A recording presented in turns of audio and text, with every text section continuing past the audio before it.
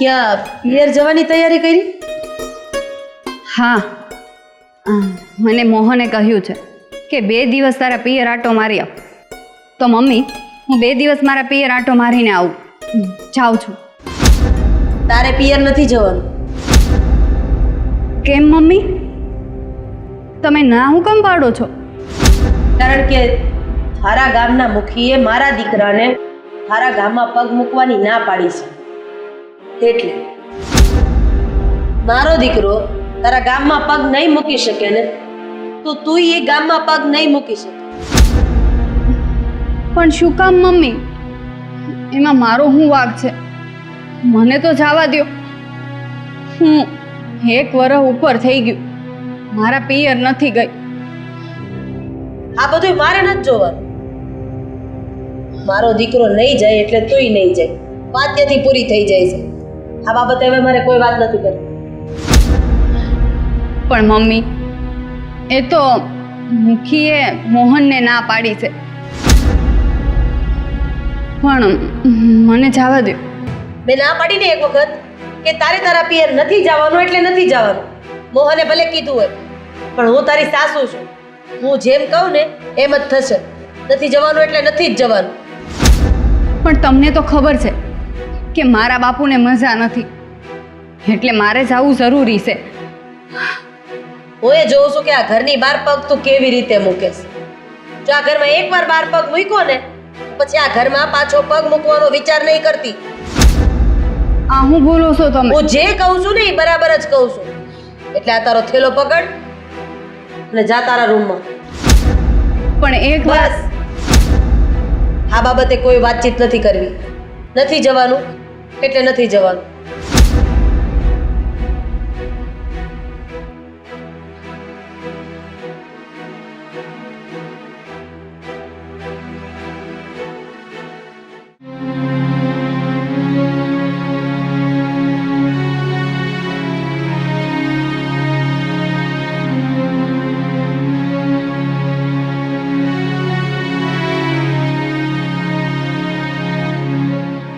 આશા, તમે ક્યારે આવ્યા? હમણાં જ આવ્યો.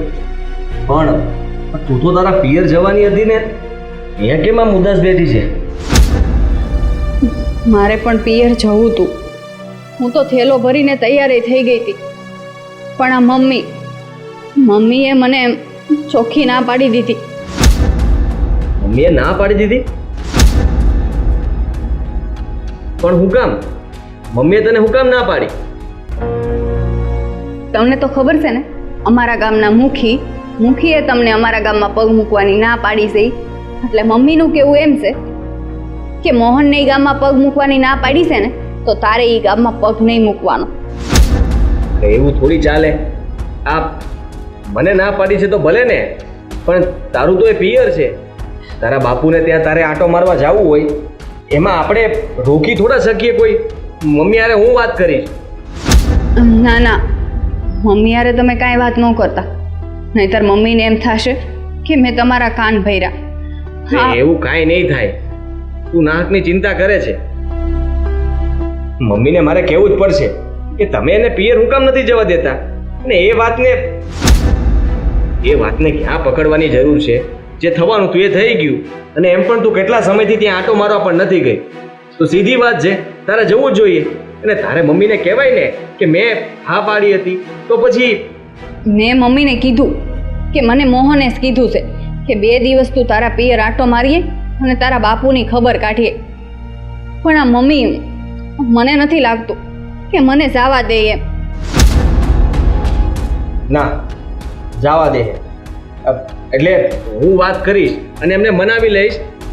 તારે આશા તારા પિયર જવાનું જ છે. જજે તું. હા, હું જઈશ. અને મારા પિયર જવું તો પડશે ને. ત્યાં મારા બાપુ એકલા છે. પણ અત્યારે તમે મમ્મીને કાંઈ વાત ન કરતા. હા, અત્યારે વાત નહીં કરું તો ક્યારે કરીશ? આમનામ પાછું 1 વર્ષ થઈ જાય પછી? ભલે 1 વર્ષ થઈ જતું, પણ મમ્મીની સામે મને આંખે ન કરતા. નકર મમ્મી તો તમને ખબર છે ને. આશા, તું કેમ આવી છો? હા, જરાક વિચાર તો કર. મમ્મીને તું કહેવાની ના પાડે છે તો એને ખબર કેમ પડશે કે આશા એના વિશે કેટલું સારું વિચારે છે? મારે મમ્મીને કાંઈ ખબર નથી પાડવી. એમને નથી ગમતું હું એ ગામમાં પગ મૂકવું નહીં તો હું કામને મારે પગ મૂકવો જોઈએ. એક બાજુથી મમ્મી અને એક બાજુથી મારા બાપુ. મને તો ખબર નથી પડતી કે હું શું કરું. મારા બાપુ બિચારાની રાહ જોઈને બેઠા છે. મારી સોડી આજે આવશે કાલે આવશે, પણ આશા તો આમ ઉદાસ થામાં અને થોડા દી ખમી જા, બસી જાજે બસ. સારું, હાલો તમે તો મારી યાર ચિંતા ન કરો. હું ખાવાનું કાઢી દઉં, ખાઈ લ્યો પહેલાં. હા.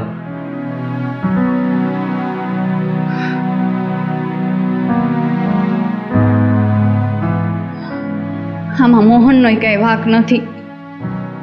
ખબર નહીં આ મુખી બાપાએ હું કામ આવું કર્યું.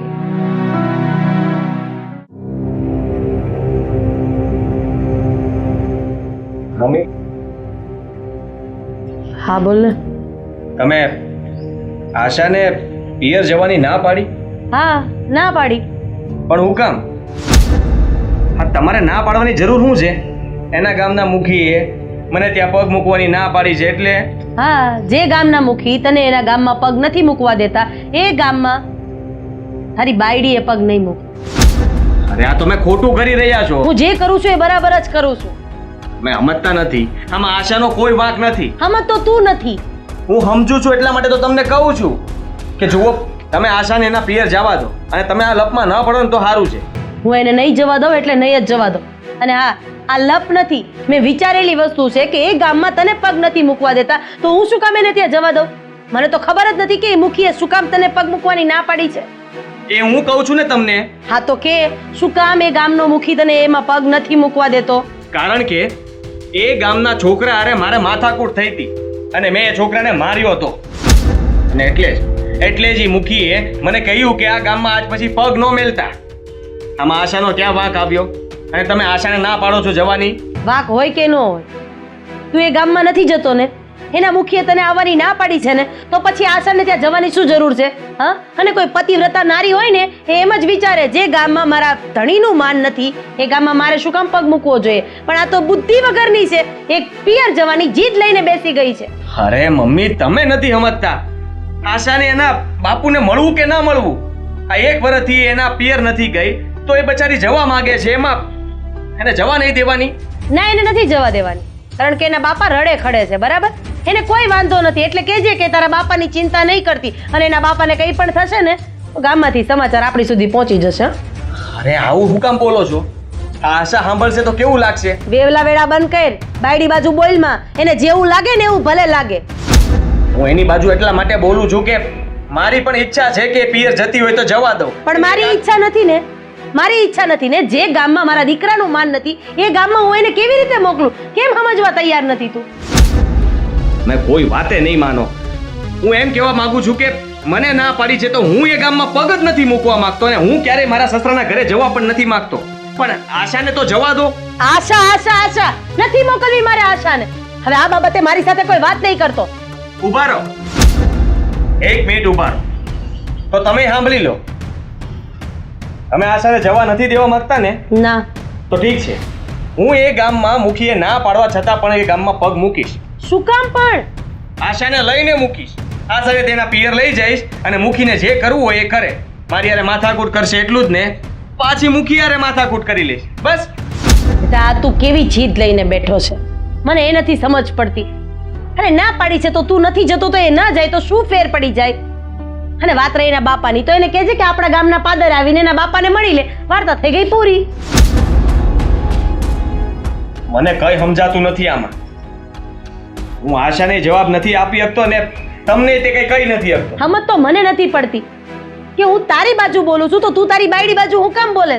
કઈ રીતે સમજાવું તને કે જે ગામમાં ધણીનું માન ન હોય ને એ ગામમાં બાયડી પગઈ ન મૂકે અને તારી બાયડી બસ એના બાપનું જ વિચાર્યા કરે છે.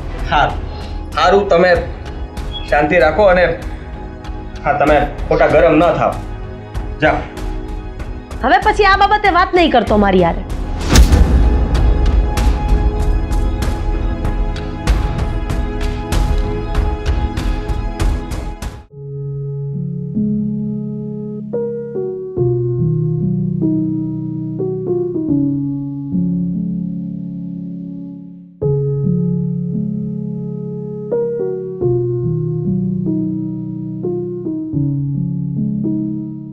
મારી દીકરી આશા આજે આવવાની હતી, કેમ નહીં આવી હોય? અરે હવે તો 10 ની બસે વહી ગઈ છે, કેમ નહીં આવી હોય? કદાચ બસ તો ચૂકી નહીં ગઈ હોય ને? કેમ ખબર એ સમયની તો પાકી છે, બસ તો ન ચૂકી. કદાચ એને ઘરે કઈ કામ આવી ગયું હોય, એવું બની શકે. કદાચ રાધાબેને એને આવવાની ના તો નહીં પાડી હોય ને? અરે ના ના, રાધાબેન ના પાડે એવા છે જ નહીં. એ તો મારી દીકરીને ખુશીથી આવવા દે એવા છે. તો પણ મારી દીકરી આવી કેમ નહીં? આજ તો હું મારી દીકરી માટે બે બાંગડો બની ગયો છું. જેમ ખેડૂતને ખેતરમાં મોલ ઉભા હોય અને તાપ તડકામાં હુકાતા હોય અને વરસાદ અમે મીટ માંડીને બેઠા હોય, એમ એક બાપ પોતાની દીકરીનો મેરની જેમ વાટ જોવે છે. મારી દીકરી આવી નહીં, આવતી જશે, રસ્તામાં જશે. એ બહુ વાતુડી છે ને, કદાચ ગામના પાદરમાં કોઈક એની બહેનપણી મળી ગઈ હોય તો વાતો પણ કરતી હોય. હા, અરે નાની હતી ને ત્યારે હું કંઈક બજારે લેવા મોકલું ને તો 10 મિનિટનું કામ હોય ને અડધો કલાકે આવે. પાછી એમ કે બાપુ તમે ઉતાવળા બહુ, તમારે વાળી એટલી બધી હું અધીરાઈ. મને એમ થાય છે કે દીકરી આપણો જીવ હોય છે. મારો જીવ આવતી રસ્તામાં જશે, આવી જાય.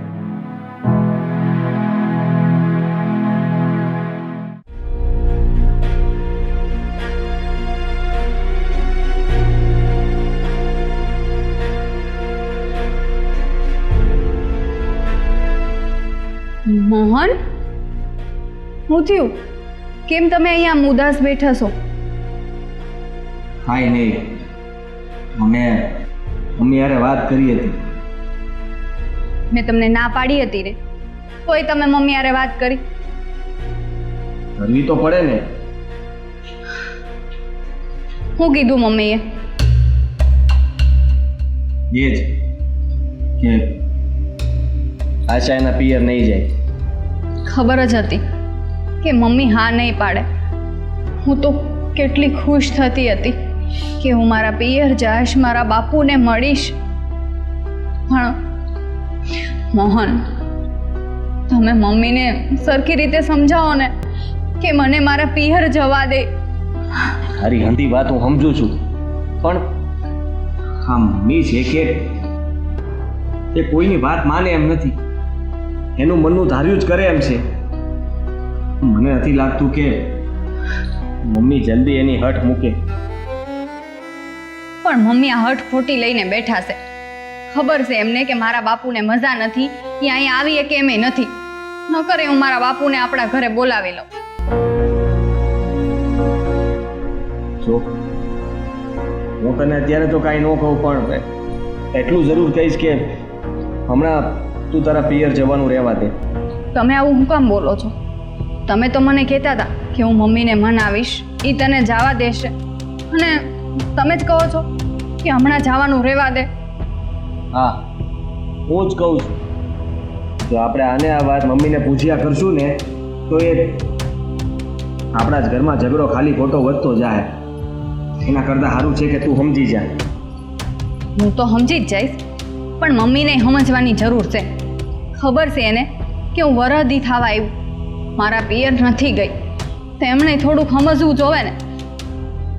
હા, હું માનું છું કે એમને સમજવું જોઈએ, પણ હવે એ આપણી વાત નથી માનતા તો શું કરશું કે મને. અને એટલે જ હું તને કહેવા માંગુ છું કે હમણાં થોડો ટાઈમ ખમી જાય પછી કંઈક વિચારશું. શું વિચારશો તમે? શું કરશો? મને નથી લાગતું કે આ મમ્મી માને. તો ભૂલ તો આમ જોવા જઈએ તો તારા બાપુની જ છે. એમણે મુખી હારે સંબંધ સારો રાખવો હતો ને આ ઊંધું કરવાની જરૂર ક્યાં હતી? અને મુખીનો કયો એવો હક બને છે કે મને ગામમાં આવવાની ના પાડે? એ જ ને, હું તમને એ જ કહેવા માંગુ છું. એટલે જ કહું છું કે મને જવા દ્યો, હું મૂકીને વાત કરીશ. તારે કોઈ વાત કરવા જવાની જરૂર નથી. અને આપણે ત્યાં મુખિયાને વાત કરીને શું કામ છે? એને જે કરવાનું હતું એ કરી નાખ્યું ને અત્યારે મમ્મી જેમ કહે છે ને એમ આપણે કરવાનું છે. સારું, તમે પણ છે ને મમ્મીની જેમ થઈને ઊભા રહેશો. એટલે હું ક્યારેય મારા પિયર જઈ જ ન શકું, ક્યારેય મારા બાપુને મળી જ ન શકું. એવું તું માને છે? હું નથી એમ કહેતો કે મારે તને પિયર નથી જવા દેવી, તારા બાપુ વારે તને મળવા નથી દેવી. તો આ શું થયું? અને અમારા ગામનો મુખી એ તો એની હઠ મૂકવાના જ નથી, અને મમ્મી એની જેમ હરખા. તો બીજું તો હું શું કરું? હા, તો જ એને ખબર પડશે એમ માને છે મમ્મી કે તું તારા ગામમાં જઈને પગ નહીં મૂકે ને તો કદાચ એને ભાન થશે અને એ સુધરશે. મને નથી લાગતું કે મુખી સુધરે. તો પછી બસ હું તને કહું છું એટલું માની જા એટલે ઘણું. સારું, તમને એટલું જ જોવે છે ને કે હું મારા પિયર ન જાઉં તો નહીં જાઉં. હવે કશ પણ નહીં જવાનું.